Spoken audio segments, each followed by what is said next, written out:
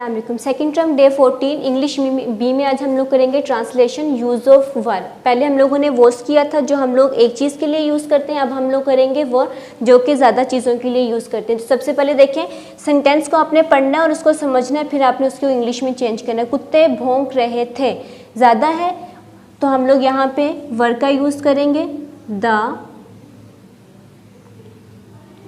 One finger gap, DOG, dog. कुत्ते हैं, ज़्यादा है तो हम लोग ज़्यादा चीज़ के साथ हमेशा एस लगाते, तो आपने डॉग्स लगाना है। Verb, WERE, verb. भौंकने की इंग्लिश होती है बार्क, और अगर इसके साथ रहे आ जाए तो हम लोग इसके साथ ING को ऐड करते हैं, BARKING,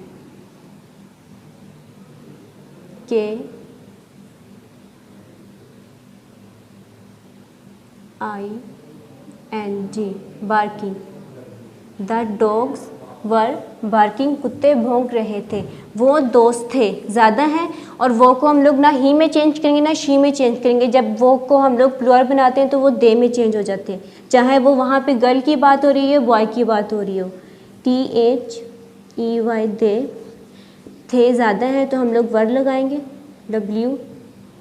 WERE, वर। दोस्त मीन फ्रेंड, FRIEND।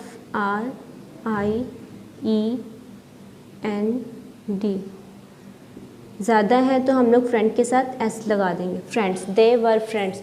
नेक्स्ट है आपका हम उदास थे। हम ज़्यादा हैं तो हम लोग हम की इंग्लिश को चेंज करेंगे वुई में, WE, वुई, वर।